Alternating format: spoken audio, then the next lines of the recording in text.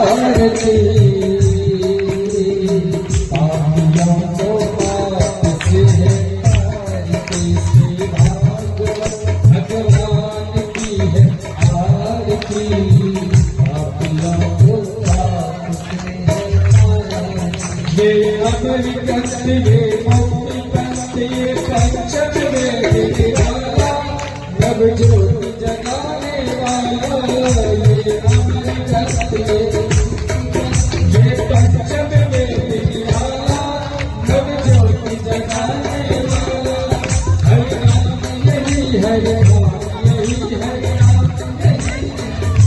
यही जग के मंगल की आरती पापियों को पाप से है आरती भागवत भगवान की है आरती पापियों को पाप से है आरती शांति गीत पावन गीत का पंकज गाने वाला हरि शिखाने वाला ये शांति गीत पावन गीत पावन गाने वाला हरि शिखाने वाला ये सिद्ध करनी ये दुख हरनी ये सिद्ध करनी ये दुख हरनी ये मधुसूदन की आरती पापियों को पाप से है आरती भागवत भगवान की है आरती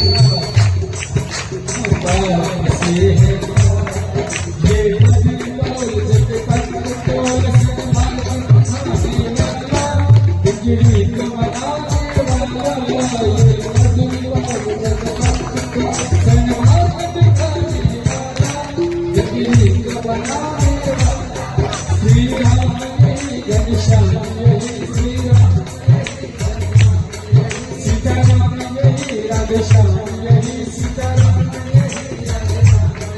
प्रभु की महिमा की आरती पापियों को पाप से है आरती आरती पापियों को पाप से है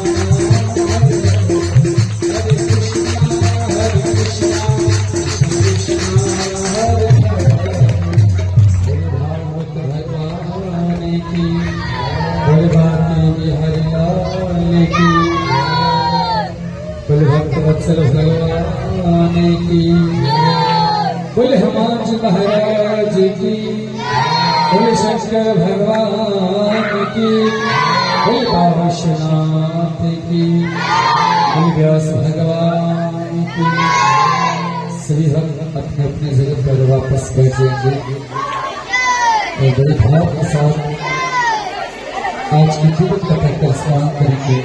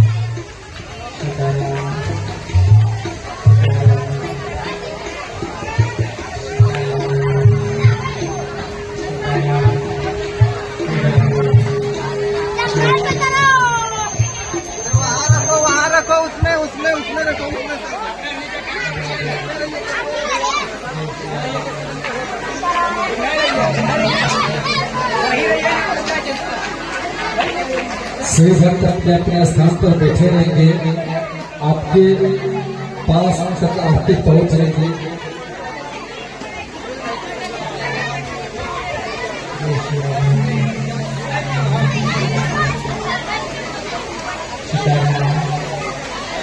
सीताराम सीताराम सीताराम, जय श्री सीताराम, श्री सीताराम, श्री राधे, श्री राधे, श्री राधे, श्री राधे, जय श्री राधे, जय श्री राधे, श्री राधे, जय श्री राधे, जय श्री राधे, श्री सीताराम, श्री सीताराम, श्री सीताराम, जय श्री सीताराम।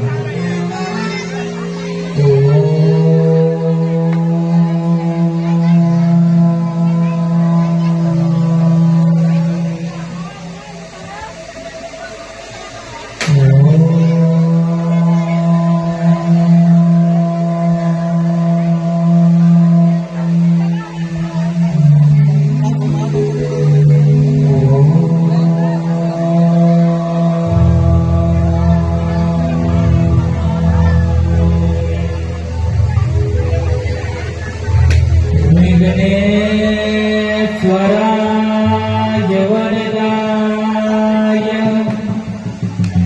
सुरप्रियाय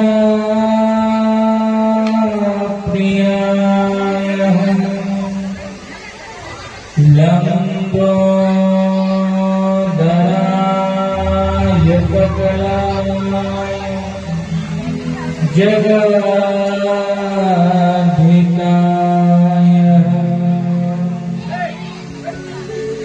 नागाननाय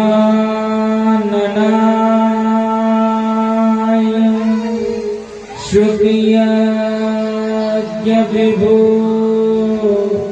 शिताय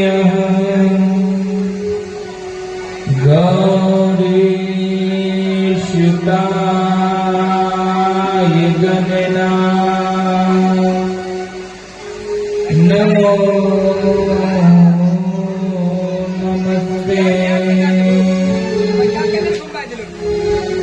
अखंड मंडलाकारं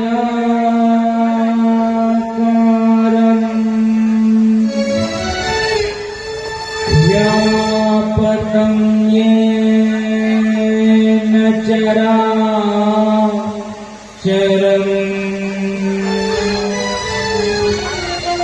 तत्पदं दर्शितं येन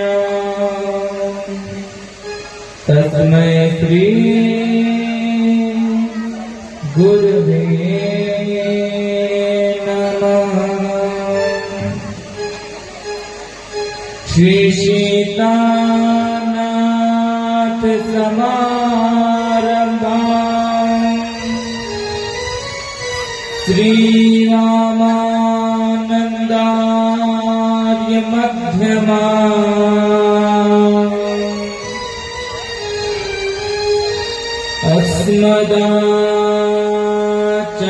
अस्मदाचार्य पर्यन्तं वन्दे गुरु परम्पराम्।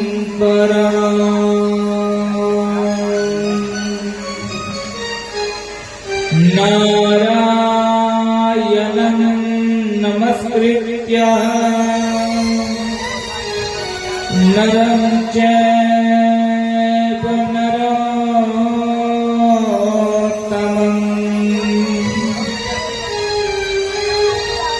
देवी सरस्वती व्यासं ततो जयमुदीरये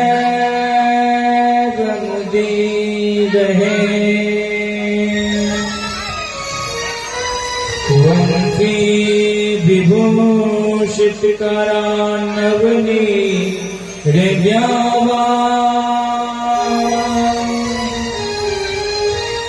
पीताम्बराधरनबिम्बफलाधरष्टा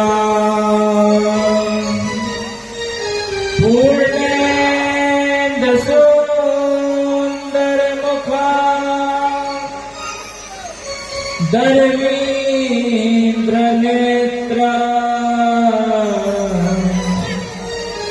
कृष्णा परं किमपि तत्त्वहं न जाने ध्येयं सदा परिभवग्नमभीष्टिदोहम् तीर्थास्पदं शिवविरीचनूतशरणम् भेद्याप्यहं प्रणतपालभवाब्धिपोतम् वन्दे महापुरुषते चरणारविन्दम्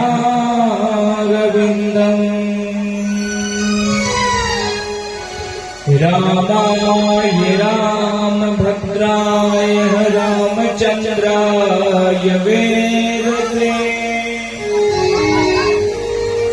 रघुनाथाय नाथाय सीताय पतये नमः मनोजवं मारुततुल्यवेगम् जितेन्द्रियबुद्धिमतां वरिष्ठम् वातात्मजतं वानरयूथमुख्यम्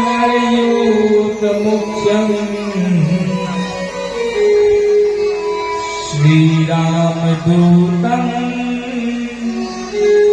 शरणं प्रपद्ये।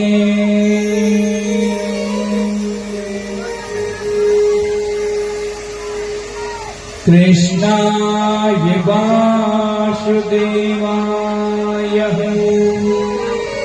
हरये परमात्मने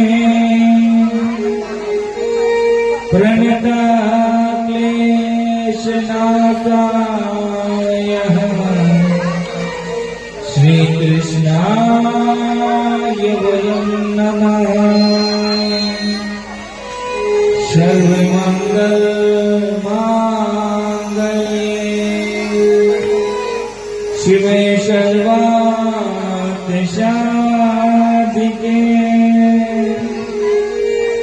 शरण्ये त्र्यम्बके गौरी नारायणी नमोस्तुते। राधास्याभ्यं साधनं यस्य राधा मन्त्रो राधा मन्त्रदात्री च राधा सर्वं राधा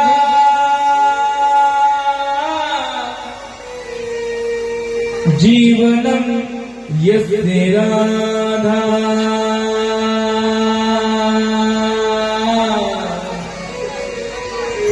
राधा राधा वाचिकं तस्य शेषम्। जय जय श्री राधा रमण जय जय नवल किशोर जय गोपी चितचोर प्रभु जय जय माखन चोर श्री राधा मेरी स्वामिनी, मैं राधे जी को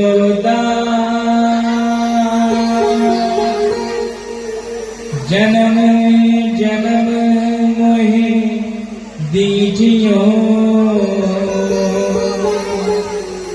श्री वृंदावन को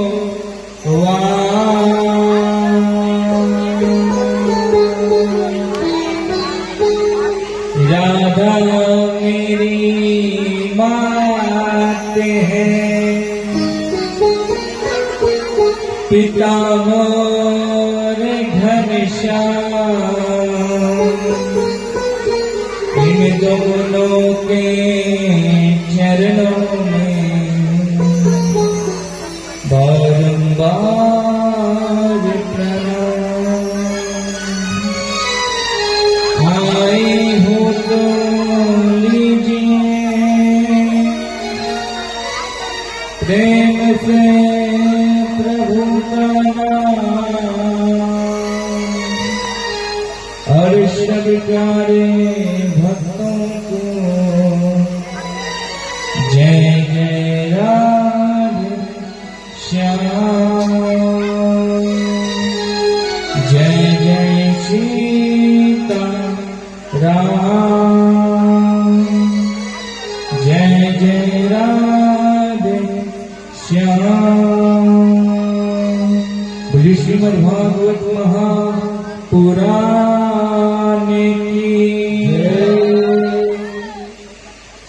भक्तवत्सल कल्प अखिलेश्वर वैकुंठाधिपति भगवान नारायण के वांग्मय सिर पर श्रीमद् भागवत के चरणों में कोटि कोटि वंदन है, कोटि कोटि प्रणाम। ब्रज की अधिष्ठात्री देवी श्री श्यामा जो ब्रज के 84 कोसों में व्याप्त है, जो कंचन में विराजमान है, जो हम सबके हृदय में विराजमान, ऐसे लाडले हम सबकी प्यारे विश्वान दुलारे श्री श्यामा जी के चरणों में कोटि कोटि वंदन है, कोटि कोटि प्रणाम। जगत जननी आदि शक्ति मां भगवती जो करुणामय है, ममतामय है, कहा जाता है इस संसार में पुत्र कुपुत्र हो सकता है, माता को माता नहीं होती है। कुपुत्रो जाएगा क्वचित कुमाता नववती। हम संतान से न जाने कितनी कृतियां कितनी गलतियां होती है, लेकिन जब उस ममता में करुणा में माँ के शरण में जाते हैं तो हमारे सारे त्रुटियों को क्षमा कर देती है।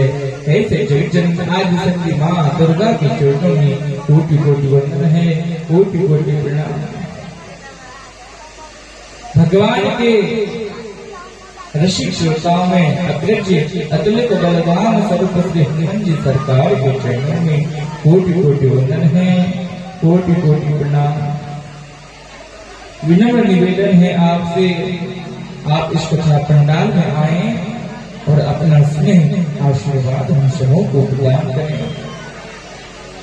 भगवान के नाम को समस्त लोक में फैलाने वाले देवर्षि नारद के चरणों में कोटि कोटि वंदन है।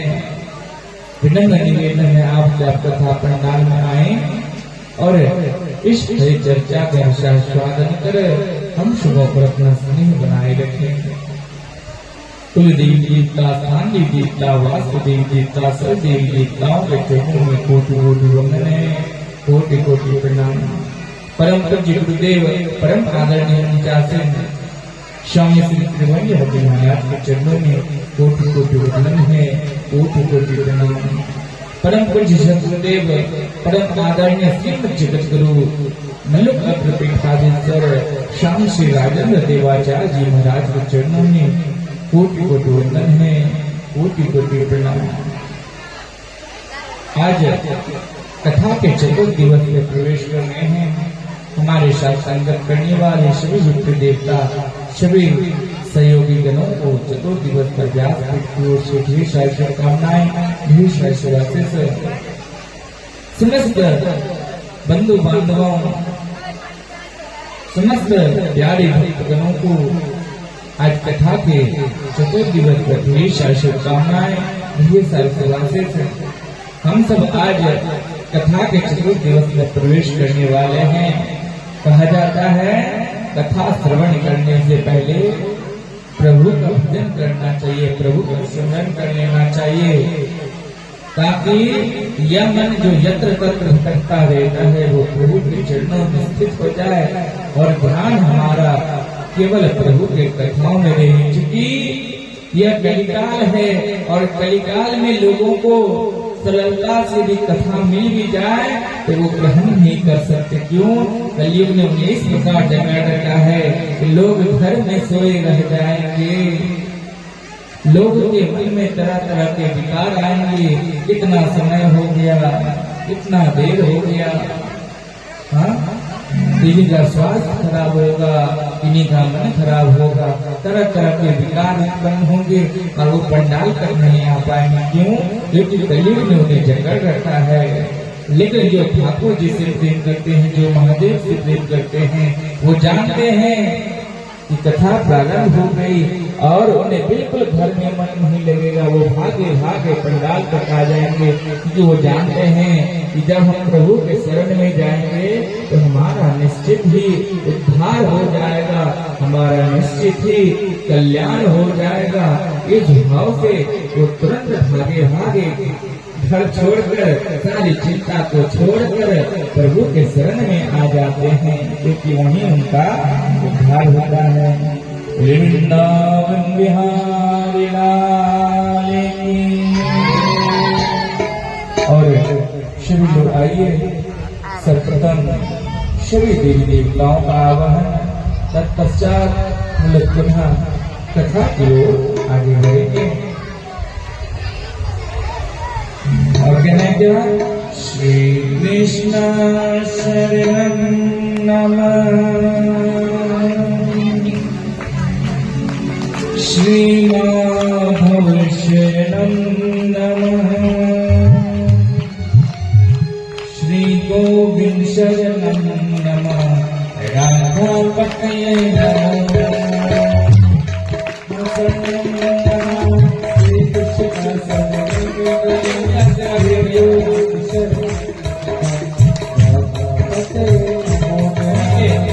कृष्ण शरणं नमः, श्री कृष्ण शरणं नमः, श्री कृष्ण शरणं नमः, श्री कृष्ण शरणं नमः, श्री कृष्ण शरणं नमः, श्री कृष्ण शरणं नमः, श्री कृष्ण शरणं नमः, श्री राधा शरणं नमः, श्री राधा शरणं नमः, श्री राधा शरणं नमः, श्री राधा शरणं नमः, श्री राधा शरणं नमः, श्री राधा शरणं नमः, श्री शंकर शरणं नमः, श्री शंकर शरणं नमः, श्री शंकर शरणं नमः, श्री शंकर शरणं नमः, शंकर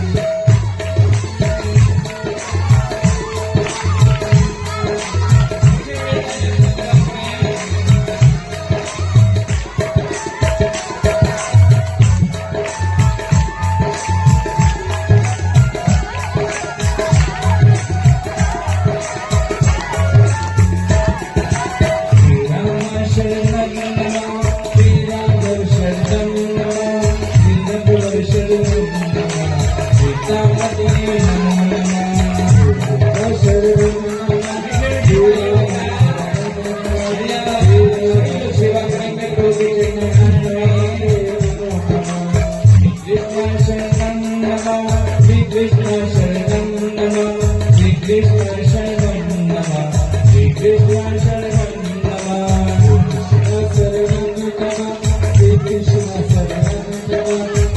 शरणं नमः श्री कृष्ण शरणं नमः श्री राधा शरणं नमः श्री राधा शरणं नमः श्री राधा शरणं नमः श्री राधा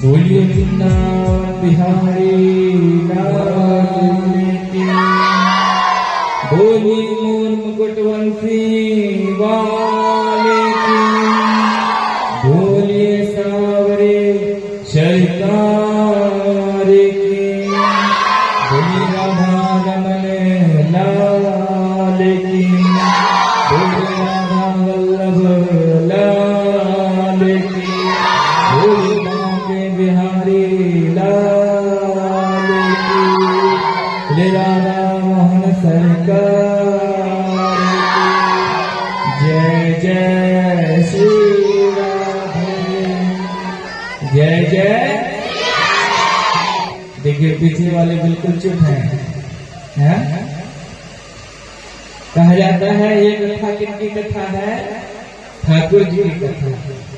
और ठाकुर जी जो हैं वो हमारे नटखट हैं, शरारती हैं, इतनी सरलता से नहीं बेचते हैं। इसीलिए कहते हैं ठाकुर जी को मनाना हो तो राधिका सरकार को मना लो, और जब नैया मान जाएगी तो बाबा स्वयं आ जाएंगे पीछे पीछे। हाँ, अजय राधिका सरकार कहाँ विराजती है? किनको याद है? हाथ उठाएंगे जिनको जिनको याद है। राधिका सरकार कहाँ विराजती है, कहाँ रहती है? कहाँ?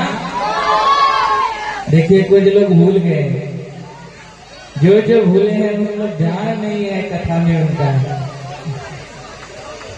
हाँ, दोनों हाथ उठाएंगे, सब मिलके कहेंगे क्या?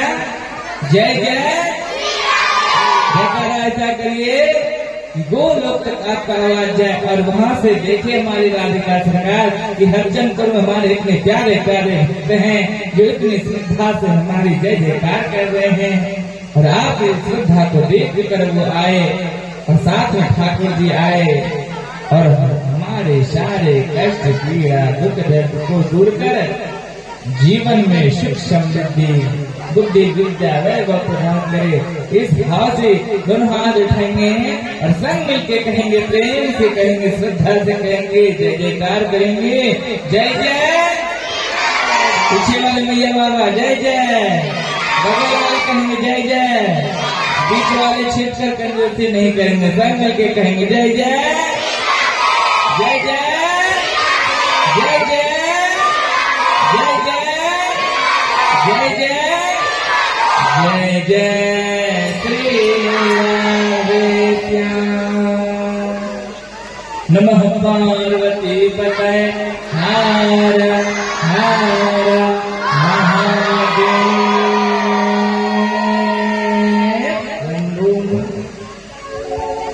अभी 100% जयकारा नहीं आया है, अभी 50% लोग तो चुपचाप बैठे हैं बीच में। ये बाबा तो देखने वाले हैं नहीं, भीड़ में जयकारा लगाओ ना लगाओ, कौन सा बाबा एक एक करके देखेंगे?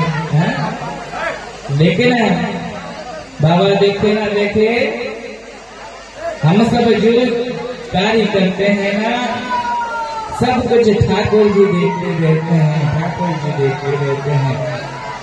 और ठाकुर जी का कैमरा हर जगह फिट रहता है, और हमेशा रिकॉर्ड मोड में रहता है, सब कुछ रिकॉर्ड होते रहता है। इसीलिए हम जो भी करते हैं सब ठाकुर जी देखते हैं। इसीलिए जयकारा ऐसा करिए कि आज ठाकुर जी भी देख कर प्रसन्न हो जाए। हमारे इतने प्यारे प्यारे भक्त कथा श्रवण करने आए हैं। बोली राधिका सरकार की जय जय जय जय जय जय जय जय श्री राधे श्याम। आज हम लोग कथा के चतुर्थ दिवस में प्रवेश करने वाले हैं। अभी तक हमने सुना ये श्रीमद् भागवत कथा क्या है। व्यास जी ने कहा, निगम कल्प करोड़कल्पम फलम सुख मुखाद द्रव्ययुक्तम अपिवत भागवतम रसमालयं मोहो रसिका भूभाव। ये श्रीमद् भागवत कथा वेद रूपी कल्प वृक्ष का फल है। कैसा फल? तो बोला कलितम फलम, अर्थात पका हुआ फल है। और इस फल में एक आश्चर्य की बात है कि जब भी फल की बात आती है तो हम लोग खाने की बात करते हैं, क्योंकि फल में गुठली भी होता है, छिलका भी होता है। लेकिन व्यास जी ने इस फल के विषय में कहा, पिबत भागवतम रसमालय। क्यों? क्योंकि इस फल में ना ही गुठली है ना ही छिलका है, केवल रस ही रस है, रस ही रस है। इसीलिए बात कर रहे हैं पीने का, अर्थात यत्र तत्र की कोई बातें नहीं है। ऐसे ऐसी बातें हैं जिससे जीव का उद्धार हो जाए, जिससे जीव का कल्याण हो जाए, केवल वही बात इसमें दिया हुआ है। भटकाने की कोई बात ही नहीं। और पिबत भागवतम रसमालयम, जो जीव एक बार इसका रसास्वादन कर लेते हैं, मुहुर्हु रसिका भूभाव का, वो रसिक के समान हो जाते हैं। उनकी श्रद्धा कथा के प्रति और बढ़ जाती है, इच्छा और प्रबल हो जाती है।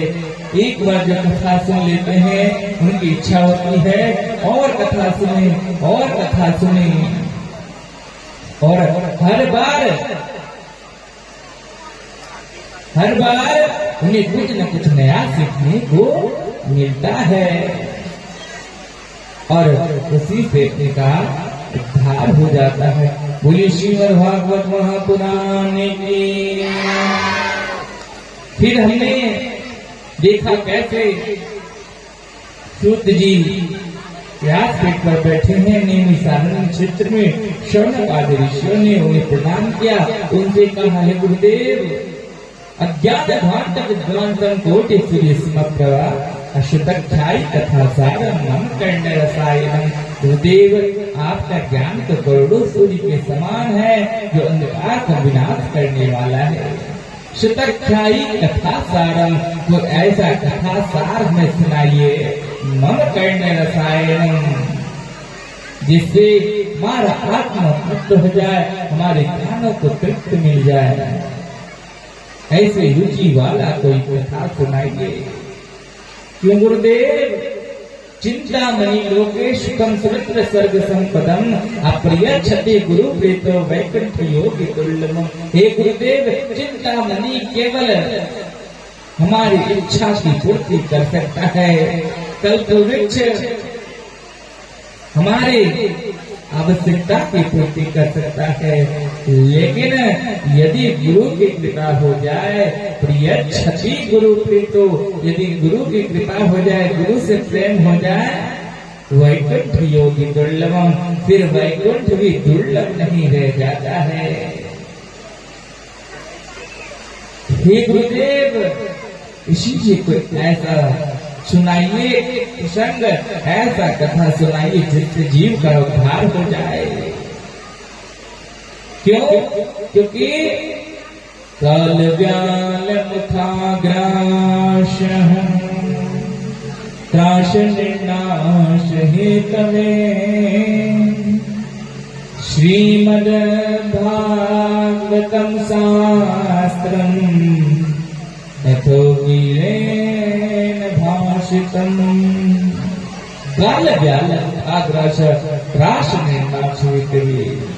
हे गुरुदेव, इस संसार को कलियुगी रूपी अजगर ने इस प्रकार जकड़ रखा है कि जीव धर्म से दूर भटक रहे हैं, धर्म से दूर भटक रहे हैं और अधर्म के पास जा रहे हैं। कोई गलत काम हो जाए तो वहां देखिए कितनी भीड़ जुटेगी।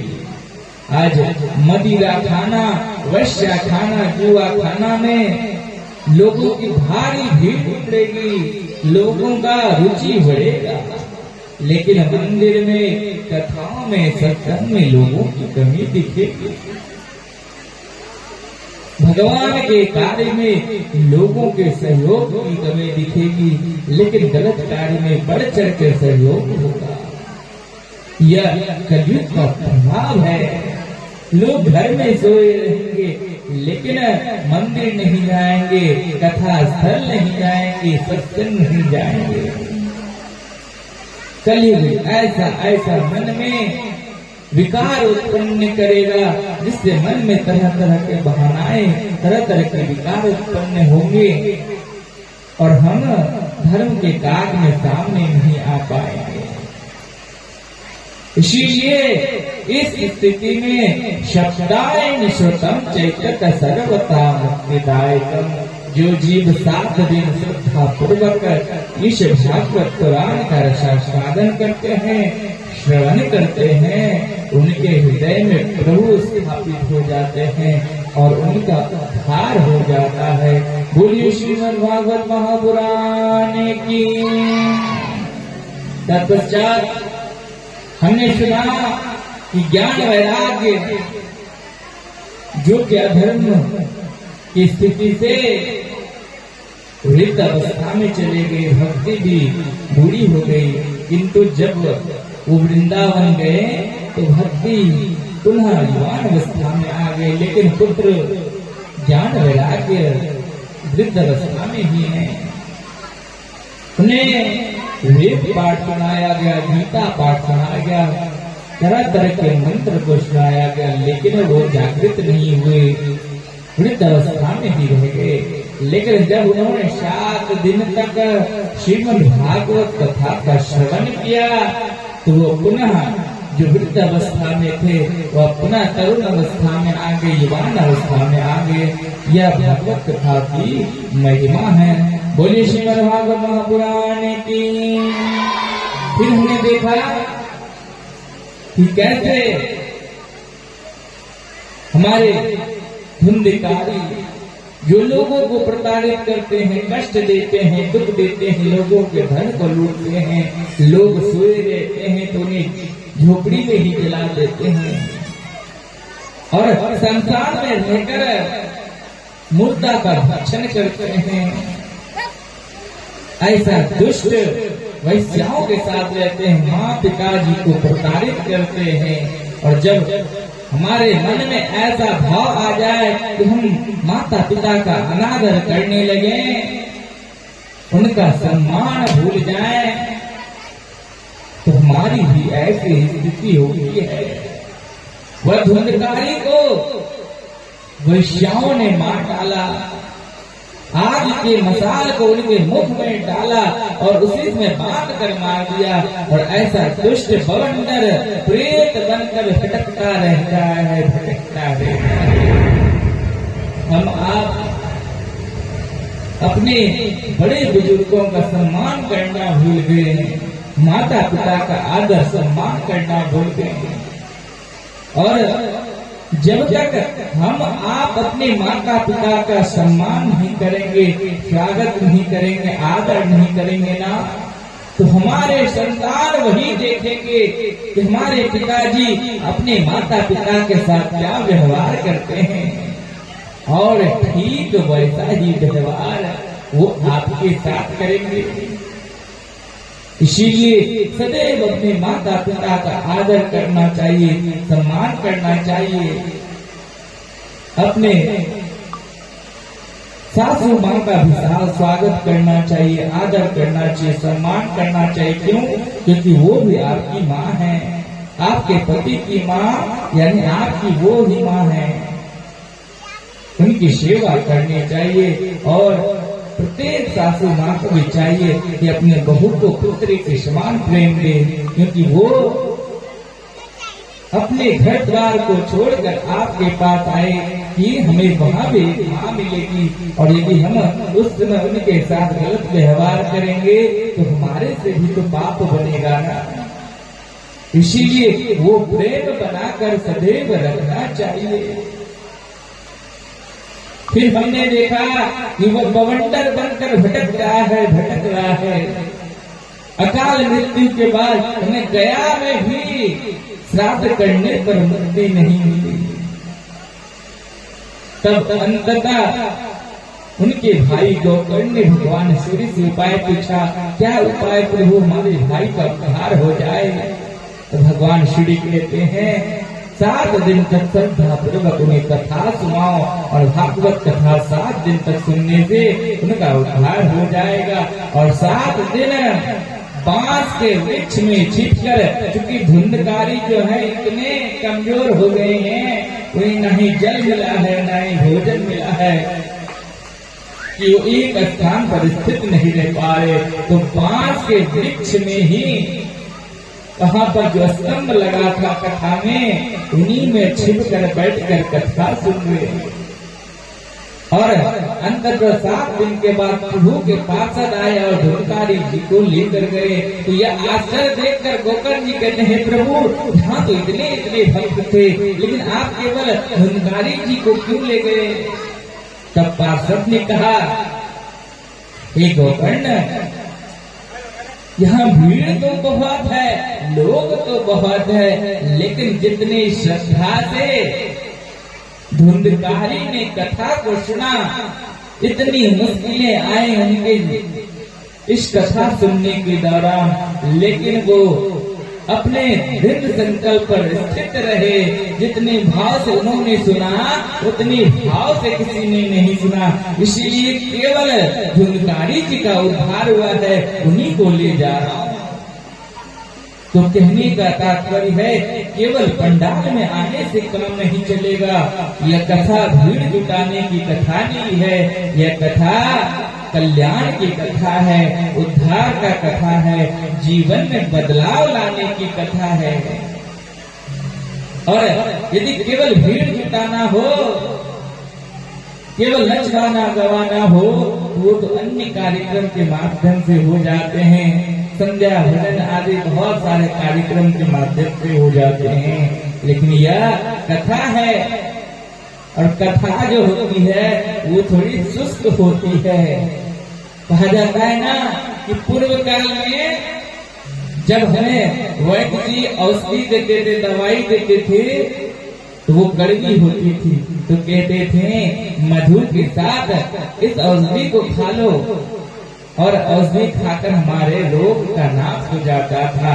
ठीक इसी प्रकार कथाओं में बीच बीच में भजन हो जाए वो ठीक है, वो औषधि के मधु के समान है। लेकिन क्या केवल हम लोग मधु खाएंगे, दवाई नहीं खाएंगे तो क्या उपचार होगा? क्या हमारा अंदर का रोग ठीक होगा? हाँ? बिना दवाई का अंदर का रोग ठीक होगा? नहीं। ठीक इसी प्रकार केवल आपको भजन करवा दे, खूब नचवा दे, गवा दे, तो अंदर का रोग तो अंदर में ही रह जाएगा ना। इसीलिए कथा सुस्त होती है, कथा को बहुत ध्यान से सुनना चाहिए। और हम लोग बहुत ज्यादा भीड़ नहीं चाहते, हम लोग बस इतना चाहते हैं कि कथा सुनने वाले ऐसे आए जो श्रद्धा से कथा को सुने और जीवन में उन्हें उतारने का प्रयत्न करें, उससे सीखने का प्रयत्न करे। ऐसे श्रोता एक दो भी हो जाए तो वो भी कथा की सफलता है। और केवल झूमने नाचने वाले और यत्र तत्र ध्यान लगाने वाले तथा पंडाल में भी आकर अपने घर की बात, यहाँ की बात, वहाँ की बात, इनकी निंदा, इनकी शिकायत, ऐसे ऐसे करने वाले यदि श्रोता लाखों भी आ जाए तो वो कथा की सफलता नहीं है। और ऐसे श्रोता हम लोग बिल्कुल नहीं चाहते, ऐसे लोग घर ही बैठे तो वही बढ़िया है। इसीलिए कथाओं में जाएं तो श्रद्धा पूर्वक सुनना चाहिए। लेकिन स्थिति कैसी है कि कहीं भी आसपास कोई कथा पंडाल के आसपास गतिविधि हो जाए, सबका ध्यान तुरंत उधर चला जाता है। क्यों? क्योंकि हमारा ध्यान पूर्ण रूप से कथा में है ही नहीं। हाँ? अभी कोई एक जोकर बगल में आ जाए, सबका ध्यान भटक कर उधर चला जाएगा। अभी कुछ अन्य गतिविधि हो जाए पंडाल के आसपास, सबका ध्यान तुरंत उधर चला जाएगा। क्यों? क्योंकि मन भटकता रहता है, भटकता रहता है। हम ध्यान से श्रद्धा से कथा नहीं सीखते हैं। लेकिन जब हमारी श्रद्धा हो जाएगी तो कुछ भी आ जाए, आंधी तूफान कुछ भी आ जाए, हमारा ध्यान केवल प्रभु के कथा में लीन रहती है। चाहे बगल में कुछ हो जाए उन्हें पता भी नहीं लगता है। तभी समझेंगे हमारा ध्यान कथाओं में है। तो आइए एक भगवान को हम लोग स्मरण करते हैं प्यार से भजन के साथ। तत्पश्चात हम लोग कथा में आगे बढ़ेंगे। श्री राम जय जय राम, श्री राम जय जय जय राम, श्री राम जय जय राम, श्री राम। सभी लोग तालियों के साथ सेवा करें। ओम श्री राम जय जय राम, श्री राम जय जय राम।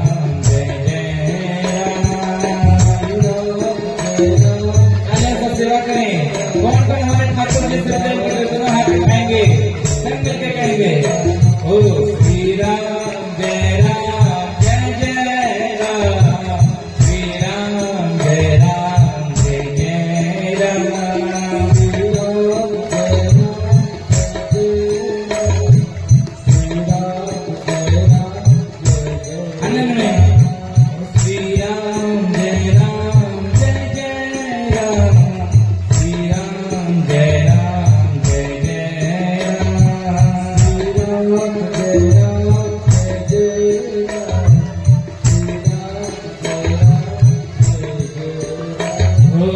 सबसे प्यारे मेरे राम, सबसे प्यारे मेरे राम, सबसे प्यारे मेरे राम।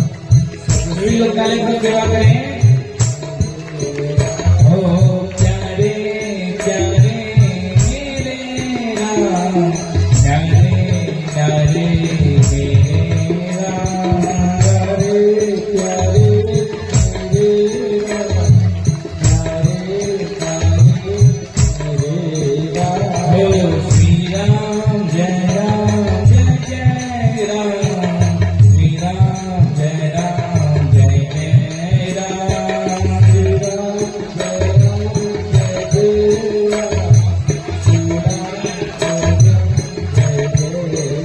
हो भोले भाले मेरे राम, प्यारे प्यारे मेरे राम, भोले भाले मेरे राम, प्यारे प्यारे मेरे राम। हो सबके दुलारे मेरे राम, सबके प्यारे मेरे राम, सबके प्यारे मेरे राम, सबके प्यारे मेरे राम।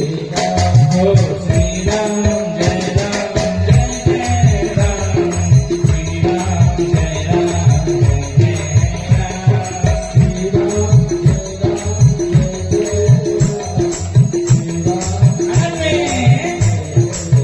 हो श्री राम जय राम जय जय राम, श्री राम जय राम जय जय राम, श्री राम जय राम। श्री राम भगवान की ताली से सेवा करें। ओ श्री राम जय राम जय जय राम, श्री राम जय राम जय जय राम, श्री राम जय राम जय जय राम, श्री राम जय राम जय जय राम, श्री राम जय राम जय जय राम, श्री राम जय राम जय जय राम। बोलिए श्याम रामचंद्र भगवान की, बोलिए मोर मुकुटवंती वाले की, बोलिए सावरे सरकार की जय जय। और ऐसा लग रहा है बहुत मैया बाबा लोग निंद्रा भी आ रही है। अच्छा किसको इनको नींद आ रही है? दोनों हाथ उठाएंगे, सच्चाई से कहेंगे कथा स्थल है और यहाँ झूठ अलाव नहीं है। हाँ? यहाँ केवल सच बोलना अलाव है। इसलिए किनको आनंद आया दोनों हाथ उठाएंगे। फिर भी हम लोग ताली बजाने में इतनी कंजूसी करते हैं। हाँ? हम लोग सोचते हैं कि हाथ को बचाना है, मुख को बचाना है, इतनी जोर से कौन चिल्लाए। हाँ?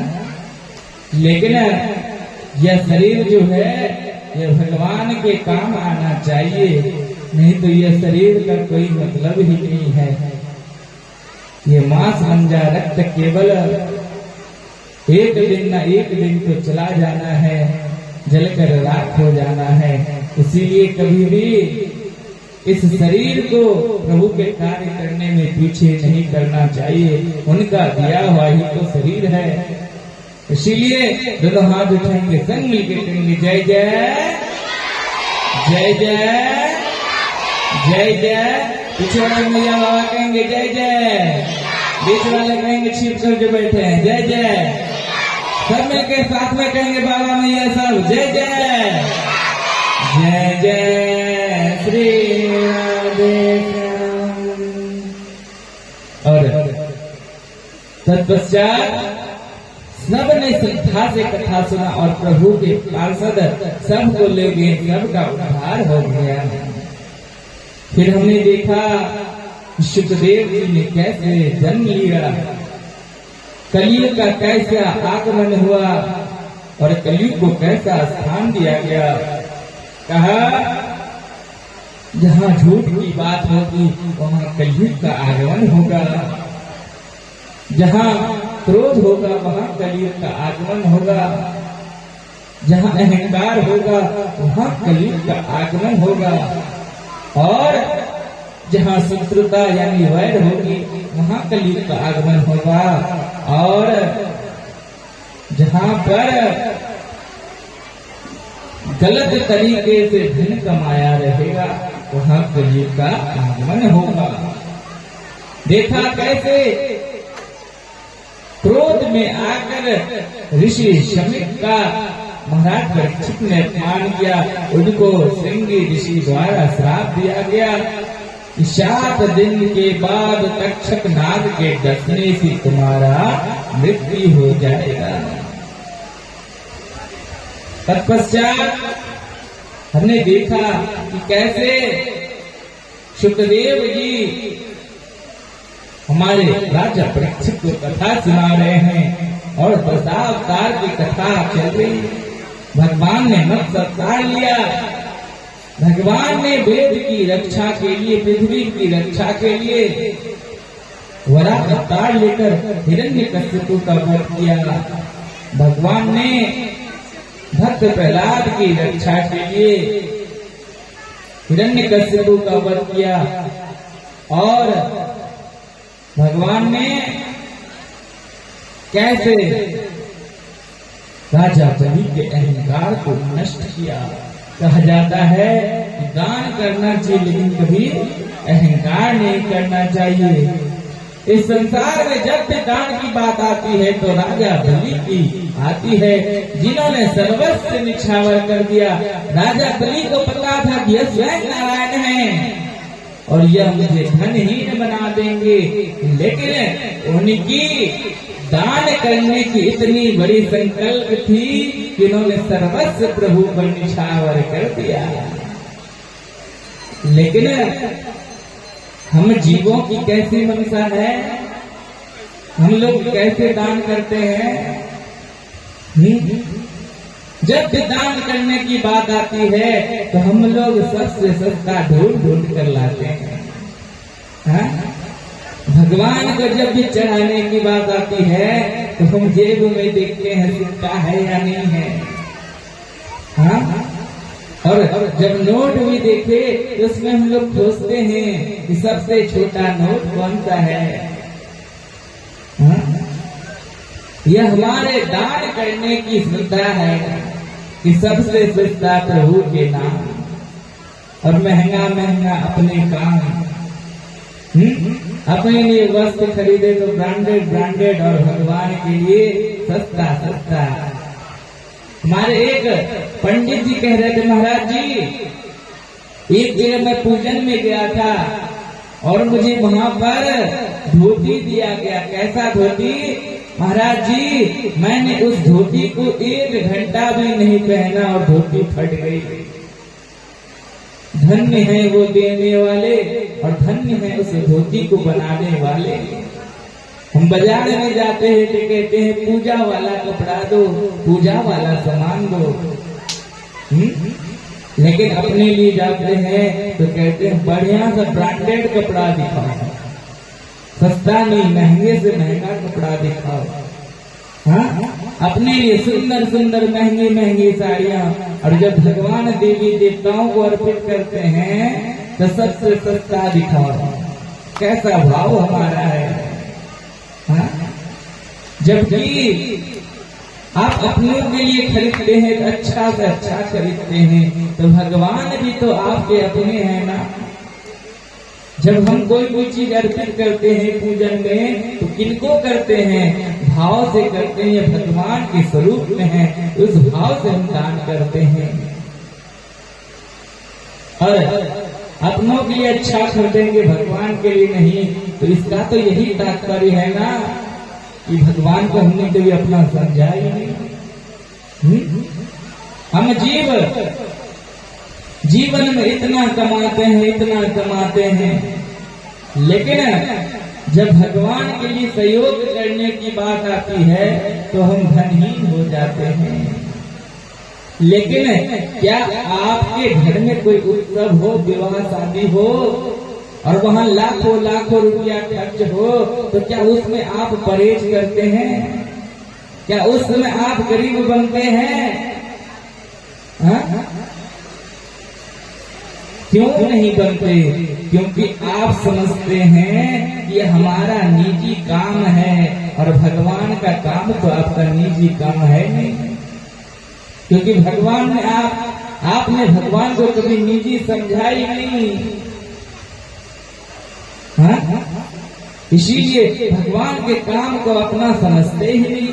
तो क्या इस जीवन काल में साल में कितने दिन होते हैं? हाथ उठाएंगे। साल में कितने दिन होते हैं? कितने दिन? देखिए बहुतों को पता नहीं है कितना दिन होता है। 365 दिन। और 365 दिन हम लोग काम करते हैं। बाबा मैया करते हैं नहीं? 365 दिन काम करने का प्रयत्न करते हैं हम लोग। तो 365 दिन काम करते हैं और जो भी धन कमाते हैं किसके लिए कमाते हैं? परिवार के लिए, परिवार पोषण के लिए कमाते हैं ना, परिवार चलाने के लिए। तो 365 दिन हम धन कमाकर अपने परिवार में लगा देते हैं। तो क्या ठाकुर जी आपके परिवार हैं? कौन कौन ठाकुर जी को अपना परिवार मानते हैं? कौन कौन महादेव को अपना परिवार मानते हैं? बाबा में ईमानदारी से हाथ उठाइएगा। ये छल का दरबार नहीं है, छल प्रपंच वाला दरबार नहीं है। मानते हैं ना अपना? तो जब वो भी हमारे परिवार का सदस्य हैं तो 365 दिन में यदि 358 दिन हम परिवार को दे देते हैं और 7 दिन का समय, 7 दिन का कमाई और 7 दिन यह तन मन चित्त प्रभु के चरणों में समर्पित नहीं कर सकते? हाँ? और यदि नहीं कर सकते तो क्षमा कीजिएगा, हमारा उनसे कोई अपनापन नहीं है। बस हम लोग दिखावा करते हैं, हम उनको अपना समझते हैं। क्यों? क्योंकि आप सब उस परिवार को दे देते हैं और इनके लिए आपका हाथ खाली रह जाता है। तो हम उनको अपना कहाँ मान रहे हैं? और यदि अपना मानते हैं तो उनके कार्य को पूर्ण करने के लिए, जैसे अपने निजी काम को पूर्ण करने के लिए हम छुट्टी ले लेते हैं, जो भी धन कमाते हैं उसमें लगा देते हैं, शादी विवाह घर में होता है उसकी पूर्ति के लिए। ठीक इसी प्रकार यदि कहीं कथा हो, कहीं पूजन हो, कहीं उत्सव हो भगवान का, तो वही भाव हमारे मन में जब आ जाएगा तब हमारा ईश्वर से अपनापन रहेगा। तब हम समझेंगे कि वो हमारे अपने हैं और हम उनको अपना समझते हैं। बोले वृंदावन बिहारी लाल की। लेकिन सब हम केवल अपना परिवार का पालन पोषण में लगा देते हैं और भगवान के लिए कुछ नहीं। एक महात्मा जी बहुत सुंदर प्रसंग बता रहे थे। कह रहे थे कि एक बहुत ही बड़ा अधिकारी था और उनके 2 संतान थे। बहुत ही ध्यान से सुनिएगा, बहुत ही मार्मिक प्रसंग है और जीवन में यह सीखने वाला भी प्रसंग है। बड़े अधिकारी थे और धर्मपत्नी और उनके 2 संतान थे। उन्होंने उस धन से उन्हें बहुत पढ़ाया, बढ़िया बढ़िया एजुकेशन दिया, अच्छे अच्छे संस्थानों से उन्हें पढ़ाई करवाई और दोनों पुत्रों का नौकरी विदेश में हो गया, बड़ी कंपनी में। दोनों संतान वहां चले गए। अब माता पिता सोचते हैं कि अब तो बहुत सुख मिलेगा, हमने अपने पुत्र को योग्य बना दिया, खूब खर्च किया, सब कुछ, कभी भगवान में मन नहीं लगाया, सारा धन केवल अपने परिवार में ही खर्च किया और अब दोनों वृद्ध अवस्था में हो गए हैं, बूढ़े हो गए हैं और स्थिति जर्जर हो गई। उनको कोई देखने वाला भी अब नहीं है। अब उनके संतान के पास छुट्टियां नहीं है उनको देखने का। और एक दिन उनकी पत्नी इस दुनिया से चल बसती है। तब पिता ने अपने पुत्र को पत्र लिखा, ऐसा ऐसा स्थिति हो गया है, तुम्हारी मां अब नहीं रही। तो बहुत मुश्किल से एक पुत्र आता है 2-3 दिन बाद, और माँ का सब ऐसे ही रखा है, और पति का रो रो कर बुरा हाल है, रो रो कर बुरा हाल है। आंखों से मानो आंसू ही आंसू बह रहे, आंसू ही आंसू बह रहे। और तभी उनका छोटा लड़का आता है, तो पिताजी ने कहा कि बड़ा कहाँ रह गया, तू अकेला ही आ गया। तो छोटे पुत्र ने जवाब क्या दिया, ध्यान से सुनिएगा। छोटा पुत्र ने कहा, इस बार मैं निभा देता हूँ, अगला बार आपके समय बड़ा आके निभा देगा, क्योंकि दोनों को छुट्टी मिलने वाला साथ संभव नहीं है। तो सोचिए उस पिता पर क्या गुजरी होगी, जिसने सर्वस्व अपने संतानों पर लगा दिया। आज उसके पुत्र ने यह जवाब दे दिया कि वो अपना कर्म नहीं, फॉर्मेलिटी निभा रहा है, एक लोकाचार निभा रहा है, उनसे कोई मतलब नहीं, मरे गले कोई मतलब नहीं। इस बार मैं कर देता हूँ, अगला बार बड़ा कर देगा। देखिए कैसा भाव है। उसी समय वो रोकर उनके पिता का अंत हो गया। तो कहने का तात्पर्य है, यदि आप यह सोच रहे हैं कि सर्वस्व केवल परिवार में लगा देंगे तो आपका उद्धार हो जाएगा, तो ये बहुत मुश्किल है। न जाने कौन संतान कैसा होगा, न जाने परिवार की कब कैसी स्थिति होगी। इसीलिए कहते हैं यदि परिवार बनाना हो तो ठाकुर जी से परिवार बनाओ, भगवान को अपना परिवार का सदस्य समझो। और जब भगवान को अपना परिवार का सदस्य समझोगे तो स्वयं ऐसे स्थिति में भगवान तुम्हारे साथ खड़े रहेंगे और सदैव तुम्हारी जय जयकार होगी, और स्वयं को हमेशा आपकी रक्षा करेंगे। बोले वृंदावन बिहारी लाल की।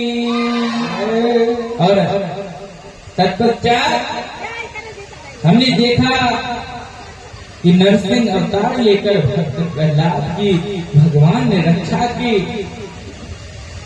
और राजा बलि बहुत बड़े दानवे, लेकिन उनको दान करने का अहंकार हो गया।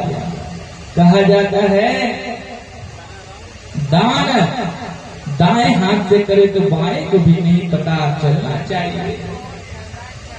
ये नहीं कि मैंने ये कर दिया, मैंने वो कर दिया, मैंने ये कर दिया। हाँ, दान की कुछ बातें बताई गई हैं क्या, कि हम जो धन कमाते हैं उसका कुछ भाग परिवार के लिए होना चाहिए, कुछ भाग यश कीर्ति के लिए होना चाहिए। बड़े बड़े उत्सव में सहयोग कर दिए, कहीं कथा हो रही है विशेष सहयोग कर दिए, हमारी यश कीर्ति हो गई। कहीं मंदिर बनवा दिए, हमारी यश कीर्ति हो गई। क्योंकि धन तो साथ जाने वाला नहीं है, और जब हमारी मृत्यु हो जाएगी तो हमें ये भी नहीं पता होगा कि हमें कोई अंतिम संस्कार करने वाला है भी या नहीं, हमारा संतान ठीक से हमारा श्राद्ध तक करेगा या नहीं, ये भी हमें नहीं पता है। लेकिन फिर भी हमें धन से इतना मोह है कि बस समेटने में लगे रहते हैं। इसलिए कहते हैं कि धन का कुछ भाग यश कीर्ति में लगा दो, कि आप चले भी जाओ तो लोग आपको याद करें कि इन्होंने बहुत सुंदर मंदिर बनाया, इन्होंने कथा करवाई बहुत अद्भुत रूप से, इन्होंने ऐसा ऐसा उत्सव करवाया। और धन का पहला भाग परिवार के लिए, धन का दूसरा भाग यश कीर्ति के लिए, धन का तीसरा भाग दया के लिए। कैसी दया? तो समाज में यदि कोई पिता ऐसे हैं जो बहुत गरीब हैं, धन के अभाव में अपने पुत्री का विवाह नहीं कर पा रहे हैं, तो उनकी उस धन से थोड़ी सहायता करते हैं। और आपके छोटे छोटे सहायता से उनका कार्य बहुत ही सरल हो जाएगा। कोई यदि भूखा मिल जाए उन्हें भोजन करवा दें, उनके लिए कुछ भोजन की व्यवस्था करवा दे, कुछ जीविका की व्यवस्था करवा दे। यह सब धन के सदुपयोग हैं। और नहीं तो खाली हाथ आए हैं और खाली हाथ चले जाएंगे, यह भी नहीं पता कि हमें आग देने वाला कोई होगा भी नहीं। क्या करेगा हमारे पीठ पीछे कौन जानता है। इसलिए इतना मोह धन पे मत रखें। धन आया है उसको सही जगह पे लगाते जाइए ताकि हमारी यश कीर्ति बन जाए। राजा बलि के पर अहंकार हो गया तो भगवान ने आज वामन भगवान का अवतार लिया और 2 ही पग में संपूर्ण सृष्टि को नाप लिया। तीसरे पग में राजा बलि बोलते हैं, हे राजा बलि बोल तीसरा पग अब मैं कहाँ लूं। तब राजा बलि कहते हैं, प्रभु आपने मेरे अहंकार को नष्ट कर दिया। अब तीसरा पग हमारे सर पर रखकर अपने भक्त की मान रखिए। तीसरे पग में जैसे प्रभु ने अपने पांव को राजा बलि के सर पे रखा, वह पुनः सूतल लोक पाताल लोक चले जाते हैं। वहां का उन्होंने राजा बलि को राजा बनाया और समस्त संसार में राजा बलि के दान को माना जाता है।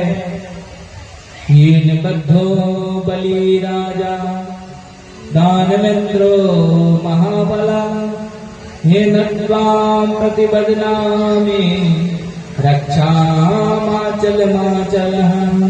जब भी दान की बात आती है तो राजा बलि अंगराज कर्ण ऐसे दानवीर की बात होती है।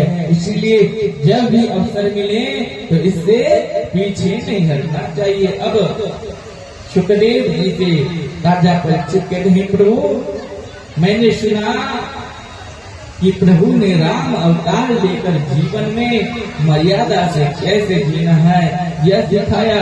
कृपया हमें भगवान राम के अवतार के विषय में बताएं। तस्या चैवं प्रभावस्य धर्मगस्य महात्मनं श्रुतार्थं तप्यमानस्य नाशिदवंशकरः शुतः। पूर्व काल में त्रेता युग में सम्राट दशरथ जो कि बहुत बड़े ज्ञानी दानवीर और यश कीर्ति वाले, जिन्हें संपूर्ण लोक में लोग जानते थे, देवी देवता भी जिनका आदर करते थे, लेकिन महाराज दशरथ बहुत दुखी रहते हैं, चिंतन में रहते हैं। क्यों? क्योंकि उनके जीवन में कोई संतान नहीं है। अब महाराज दशरथ कह रहे हैं, तथो अप्रेण महातेजा सुमंतम मंत्रस्तमः शीघ्रमानय मे शर्वान् पुरुस्तान सुपुरोहिता। महाराज दशरथ बहुत दुखी रहते हैं। महाराज दशरथ कहते हैं कि हमारे जीवन में कोई संतान नहीं है। अब इस जीवन का क्या होगा? हमारी मृत्यु के बाद हमें भाग्य कौन देगा? हमारे पूर्वजों को क्लांति कौन देगा? कौन पार्वन तर्पण आदि करेगा? ऐसी बात को सोचकर महाराज दशरथ बहुत दुखी रहते हैं।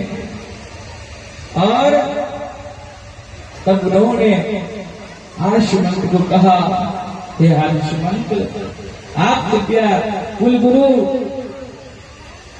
वशिष्ठ जी और साधु संत महात्माओं को बुलाएं।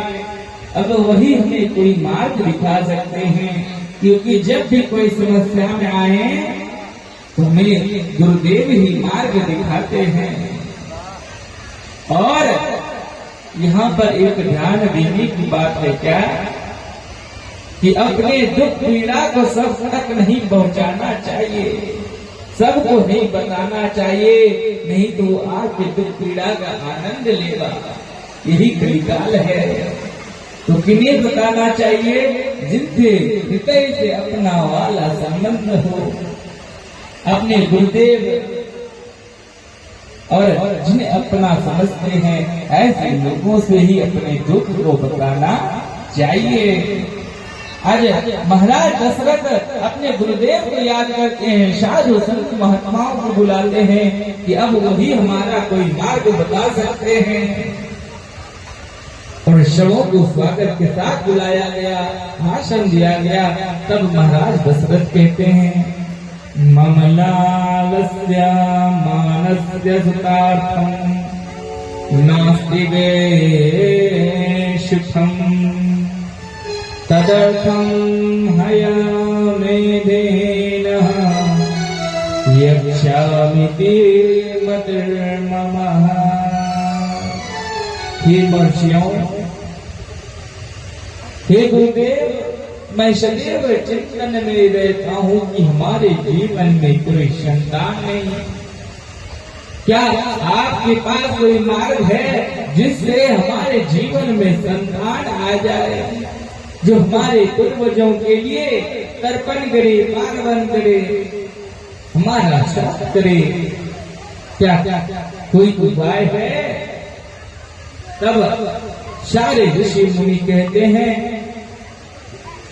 तथा शाद्रिते तद्वाक्यं ब्रह्मणा प्रत्यतो जयम् वशिष्ठ प्रमुखा सर्वे पार्थिवस्य मुखे स्थिमः। कहते हैं, हे महाराज दशरथ, आप एक पुत्र की बात कर रहे हैं, आपके घर में तो चार संतान आएंगे, और ऐसे संतान आएंगे जो समस्त संसार में प्रचलित हो जाएंगे, जिनके माध्यम से आपके कुल की यश कीर्ति और गौरवान्वित हो जाएगी। आप यज्ञ करिए, पुत्र वृष्टि यज्ञ, और उसी से आपको संतान की प्राप्ति हो जाएगी। तथो मे यजमानस्य पावकाद तल्प्रभा प्रादुर्भूतं महद्भूतं महावीर्य महाबलम्। और इसके लिए ऋषि श्रृंगी को बुलाइए, उनके माध्यम से यज्ञ संपन्न होगा और आपके घर में संतान रत्न आएंगे। अब ऐसा ही हुआ, ऋषि श्रृंगी को बुलाया गया और अब मंत्रों द्वारा यज्ञ संपन्न हो रहा है। ये यज्ञ क्या है? यज्ञ हम जीवों के उद्धार के लिए किया जाता है, कल्याण के लिए किया जाता है, जीवों की मनोकामनाओं के लिए किया जाता है, और समय समय पर वर्षा आदि जितनी हमें आवश्यकता होती है यज्ञ के माध्यम से प्राप्त होती है। लेकिन यज्ञ में जो हम आहुति देते हैं, वो आहुति क्या है? हाँ? वो आहुति देवताओं का भोजन है। इसीलिए अग्नि में हम जो भी देते हैं वो देवताओं को अर्पित किया जाता है, देवता उसे स्वीकार करते हैं। इसीलिए हम जो भी सकल हवन सामग्री तैयार करते हैं वो बहुत श्रद्धा से और ध्यान पूर्वक तैयार करना चाहिए, क्योंकि उसे देवता स्वीकार करते हैं। और जब हम यज्ञ आदि करते हैं तो देवता शक्ति से पुष्ट रहते हैं और उसी शक्ति से हम जीवों पर कृपा करते हैं। और यदि यज्ञ आदि बंद हो जाए तो देवता भी शक्ति विहीन होने लगेंगे और हम सब पर फिर कृपा कैसे करेंगे। इसीलिए समय समय पर यज्ञ आदि बहुत ही आवश्यक है। और यज्ञ के माध्यम से समय समय पर जब भी हम कृषकों को वर्षा आदि की आवश्यकता होती है सदैव होते रहता है। तो आज ऐसा ही मंत्रों द्वारा यज्ञ हो रहा है। सहस्त्र से रेखा पुरुषः सहस्राक्ष सहस्रपा च भूमि गुं सर्वत्र स्फीत्वा यतिष्ठा दशांगलम् पुरुष एवेदगं सर्वं यद्भूतं यच्च भाव्यम् उतामिता तस्य यदन्नेना तिरोहति। तो ऐसे ऐसे मंत्रों के द्वारा यज्ञ संपन्न हुआ। और जब यज्ञ की पूर्णाहुति हुई स्वयं यज्ञ नारायण भगवान प्रकट हुए। यज्ञ नारायण भगवान की। और हाथ में उनका तस्मै का पात्र लेकर वो प्रकट हुए और महाराज दशरथ को दिया, कहा जाओ अपने रानियों को यह प्रसाद ग्रहण करवाओ। यज्ञ में जो खीर बनता है ना, कहा जाता है कि जिस माताओं को संतान प्राप्ति नहीं हुई, यदि वो श्रद्धा से भाव से यज्ञ के अंतिम दिन जो प्रसाद तैयार किया जाता है यज्ञ कुंड में, उसे ग्रहण करें तो उन्हें संतान की प्राप्ति होती है। ऐसा हम लोगों ने बहुत जगह देखा है, किया है। यज्ञ में बहुत ही शक्ति होती है। बोले यज्ञ नारायण भगवान की।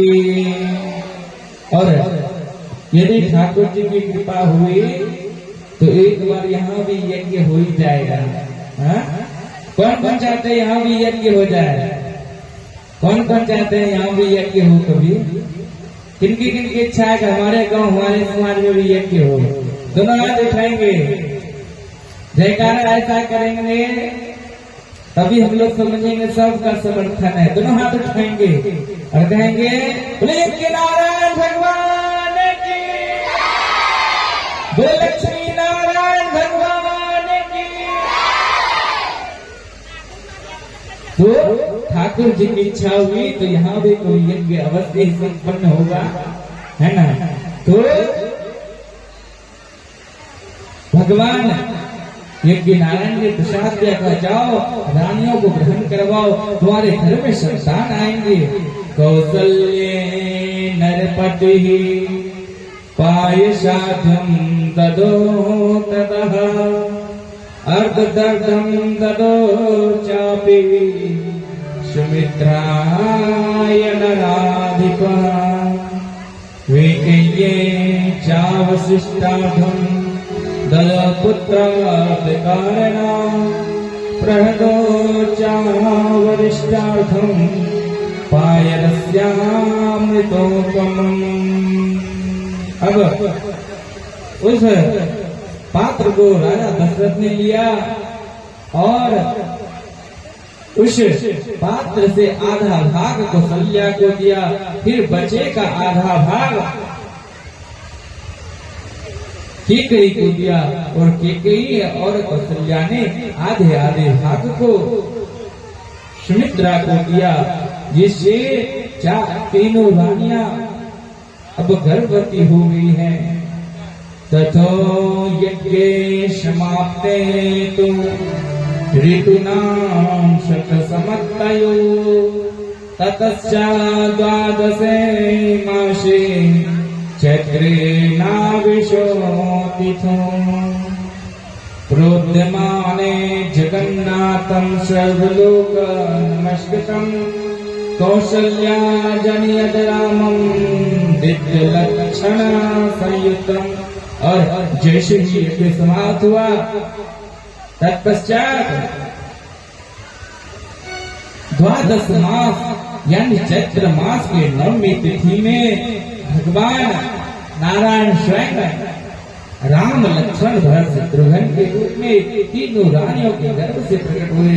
बोले रामचंद्र भगवान की जय हो, बोले लक्ष्मण भैया की जय हो, बोले भरत भैया की जय हो, बोले शत्रुघ्न भैया की जय हो। और देवी देवताओं ने कहा भय प्रकट कृपाला दीन दयाला कौसल्या हितकारी हर्षित सहकारी मुनि बलिहारी अद्भुत रूप विचारी लोचन अभिरामा तनु घनश्यामा निज आयुध भुज चारी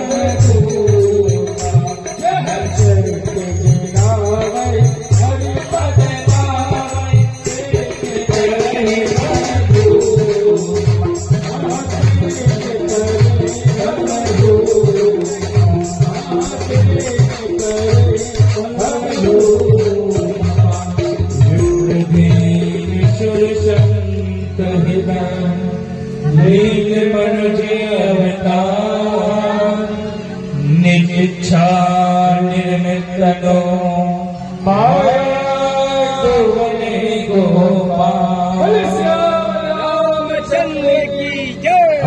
सभी लोग जयकारा भगवान का स्वागत करें। रामचंद्र भगवान की जय।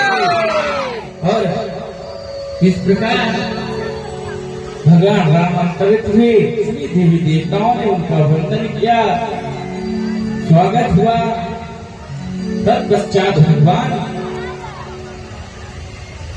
थोड़े से बड़े होते हैं और उनको कुल गुरु वशिष्ठ के आश्रम को भेजा जाता है शिक्षा ग्रहण करने के लिए। और भगवान वहां पर सारे गुणों को सीख लेते हैं और भगवान ऋषि वशिष्ठ से शिक्षा लेकर पुनः अयोध्या आते हैं। और जैसे ही इधर विश्वामित्र को पता लगता है कि हमारे प्रभु अवतार लिए हैं, अब तो असुरों का नाश निश्चित है। क्यों? क्योंकि असुर लोग उन्हें तप आदि नहीं करने दे रहे हैं, यज्ञ आदि नहीं कर रहे हैं। तब विश्वामित्र स्नान आदि करके अयोध्या की ओर आते हैं और बच्चा फिट हुआ। जैसे ही अयोध्या आते हैं, विश्वामित्र महामुनि ज्ञानी, विश्वामित्र महामुनि ज्ञानी, विश्वामित्र महामुनि ज्ञानी, विश्वामित्र महामुनि ज्ञानी, बसहि विपिन सुत समाज्ञानी, बसहि विपिन सुत अज्ञानी, विश्वामित्र महामुनि ज्ञानी, विश्वामित्र महामुनि ज्ञानी। और विश्वामित्र अब अयोध्या आते हैं और जैसे ही अयोध्या आते हैं, आज महाराज दशरथ विश्वामित्र का स्वागत में खड़े रहते हैं। विश्वामित्र ने उनका भव्य स्वागत, महाराज दशरथ ने विश्वामित्र का भव्य स्वागत किया। क्यों? क्योंकि जानते हैं कि भगवान किसी भी स्वरूप में आ जाते हैं। अजय उनका स्वागत में महाराज दशरथ ने कोई कमी नहीं छोड़ा और उनको अपने दिव्य सिंहासन पर बिठाया है। उनके चरण को धोया, उन्हें वस्त्र आदि देकर उनकी पूजन की, मंत्रों के द्वारा उनकी पूजन की। तत्पश्चात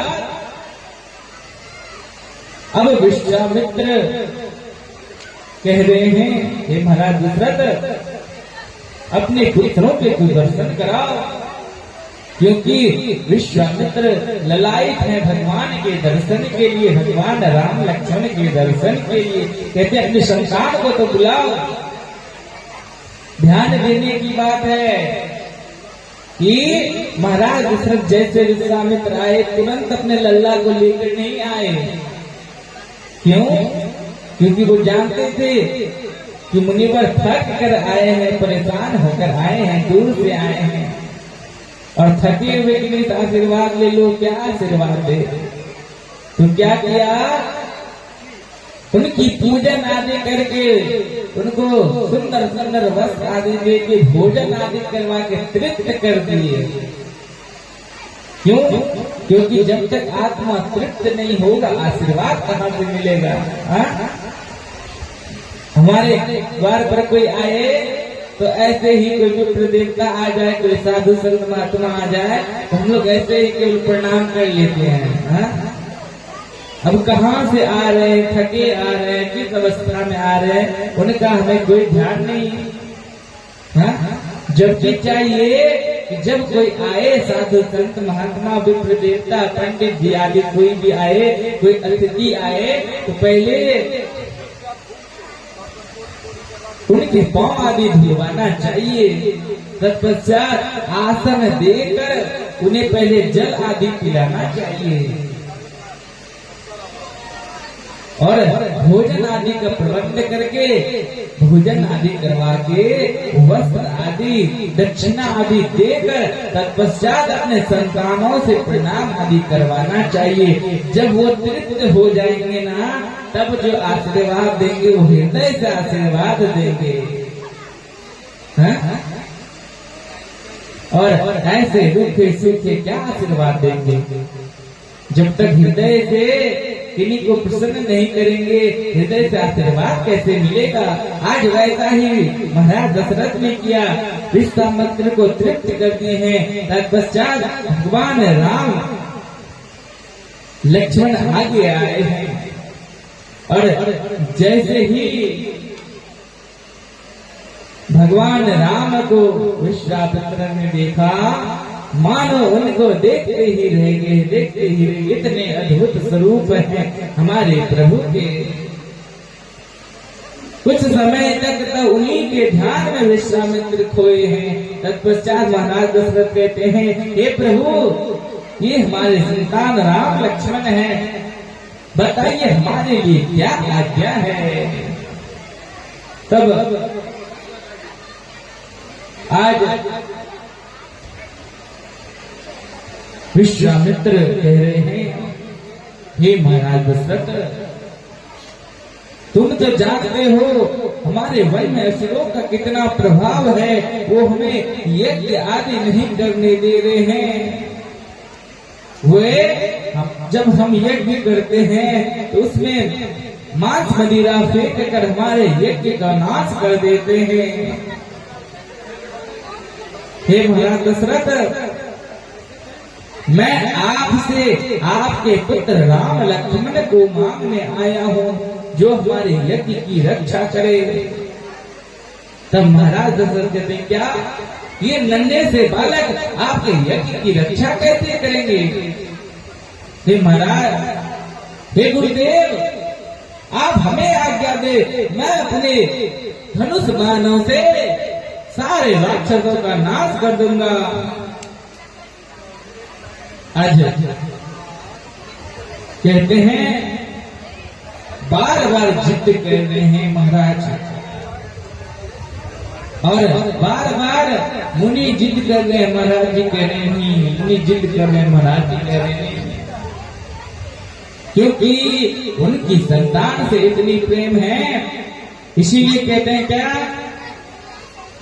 राघव को पुलिस या फिर रामचंद्र भगवान को शर्मिल के साथ में कहेंगे क्या, राघव को मैं दूंगा, राघव को मैं दूंगा, पुलिनाथ मरते मरते, पुलिनाथ मरते मरते, राघव को सेवा करें सभी लोग कहेंगे, राघव को मैं न दूंगा, पुलिनाथ मरते मरते, पुलिनाथ मरते मरते।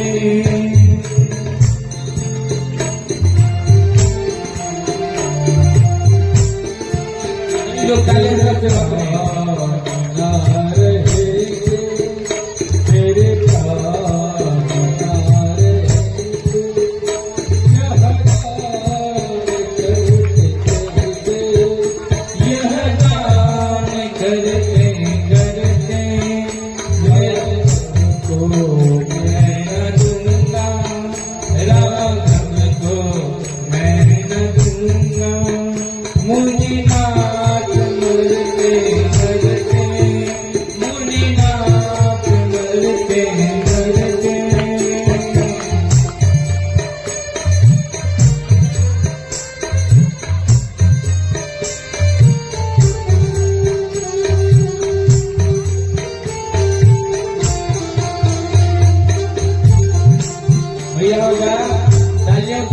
सेवा करें और हमारे नागल सरकार के धन्यवाद दिखाएंगे। रामचंद्र भगवान की तालियों से सेवा करें।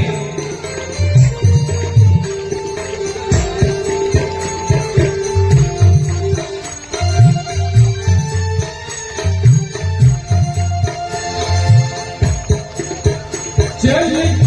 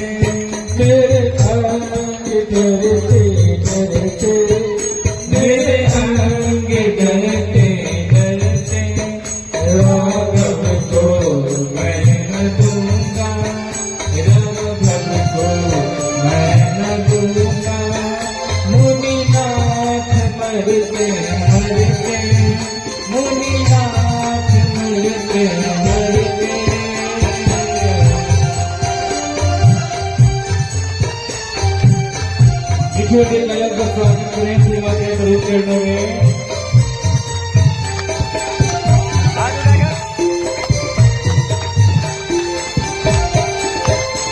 हाथ उठाते हुए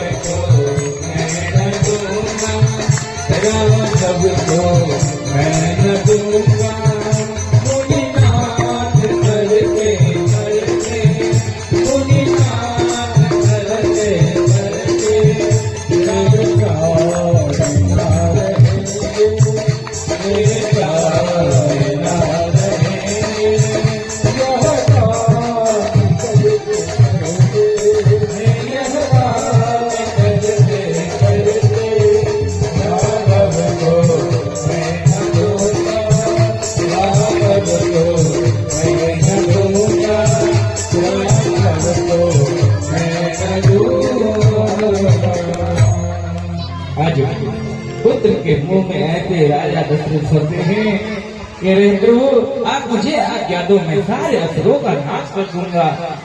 ये कोमल सा बालक भला उस असुरों का सामना कैसे करेगा जिससे बड़े बड़े देवता भी भयभीत हो जाते हैं, पराजित हो जाते हैं। तब आज विश्वामित्र कहते हैं, हे महर्षि वशिष्ठ, आप बताइए कि हमारे साथ जाने पर ही तो इनकी यश इतने संसार में फैलेगी। ये जिस भाव के लिए, जिस काम के लिए आएंगे, वह हमारे माध्यम से वह काम तो पूर्ति होगी।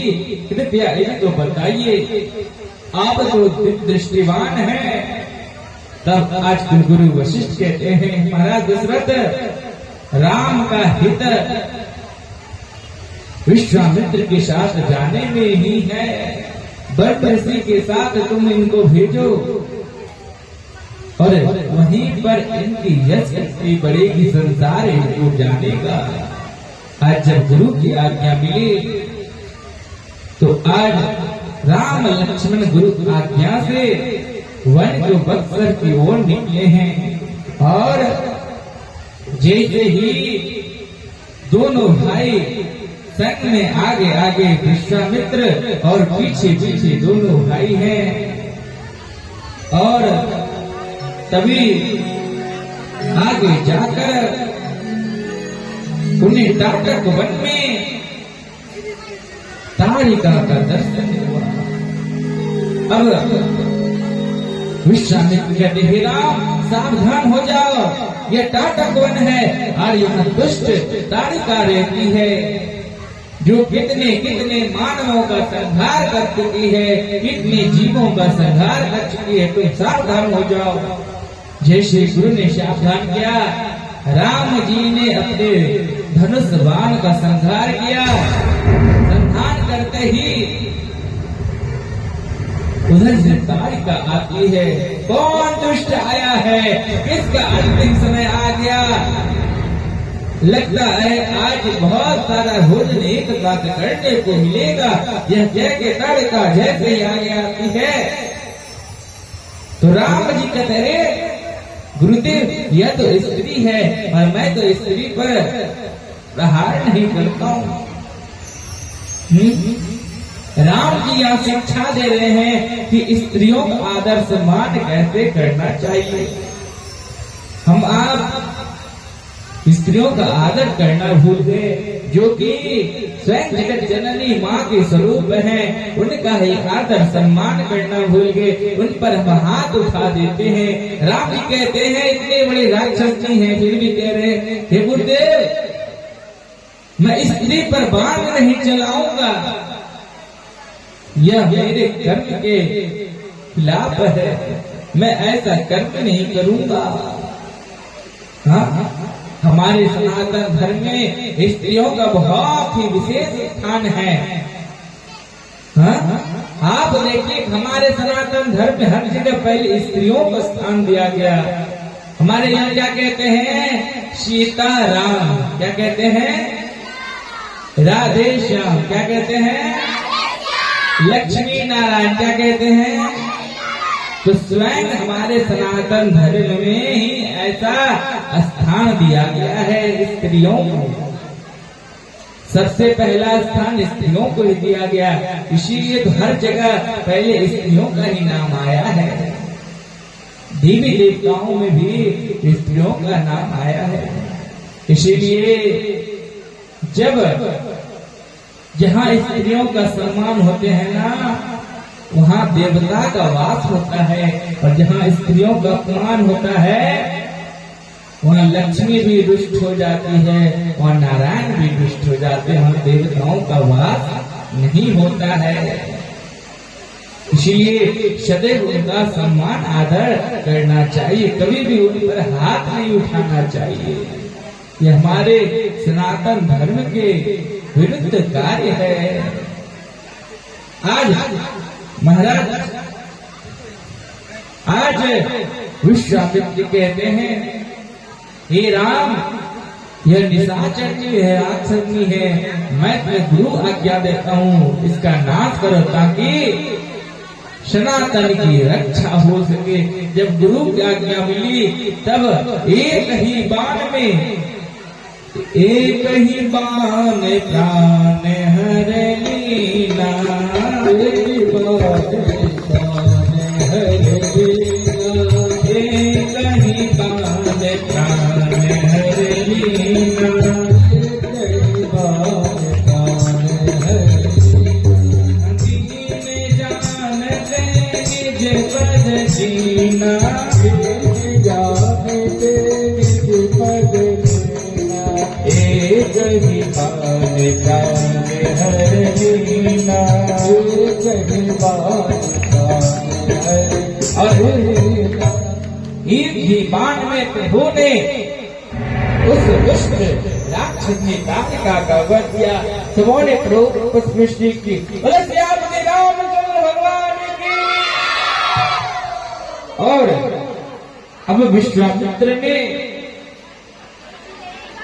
राम लक्ष्मण को कई सारे दिव्य अस्त्र प्रदान किए।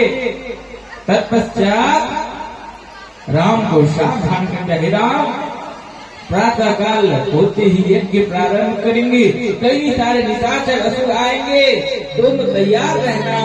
राम जी कहते हैं गुरुदेव मैं बिल्कुल तैयार हूँ, आप निश्चित होकर यज्ञ करें। प्रातः काल होते ही आज विश्वामित्र अन्य ऋषिगण यज्ञ करने के लिए बैठे हैं, मंत्रों के द्वारा यज्ञ हो रहा है। ओम सहस्रशीर्षा भुर्गः सहस्राक्षः सहस्रपाता शभूमिगं सर्वतस्थिता अत्यतिष्ठत साङ्गुलम् वरुक एवेदत्वं सर्वं यद्भूतं यक्षभाजम् उदामित तस्य श्राण यदन्नेनापि रोहति। ऐसे वेद ध्वनि के साथ मंत्र प्रारंभ हुई, और तभी उसी समय मारीच सुबाहु और अनेकों निशाचर वहां पर आए हैं। आज पुनः विश्वामित्र का साहस हो गया कि वो यज्ञ कर रहा है, आज सारा यज्ञ विध्वंस कर देंगे। और जैसे ही वो आए तभी भगवान ने अपने धनुष पर बाण का संधान किया और सुबाहु का वध किया, और मारीच जाकर समुद्र में जा गिरे हैं। और सभी देवी देवताओं ने उनकी जय जयकार की। वैसे आपकी रामचंद्र भगवान की। और अब महाराज जनक के यहाँ से विश्वामित्र को आमंत्रण आया। विश्वामित्र राम लक्ष्मण को लेकर चले हैं और उनके स्वागत में देवी देवता कहते क्या, मेरे झोपड़ी के भाग आज खुल जाएंगे। हाँ मैंने दुनिया में रंग देखे हैं इश्क के सारे, के फीके लगे हैं सब रंग मुझे इनके आगे। जैसे कान्हा संग राधा है ये इश्क है, संग शिव के माँ गौरा है ये इश्क रे। दुनिया में सबसे सच्चा ये इश्क रे, दुनिया में सबसे मीठा ये इश्क रे। जब से मैंने दुनिया देखी, देखा न ऐसा प्रेम रे। हो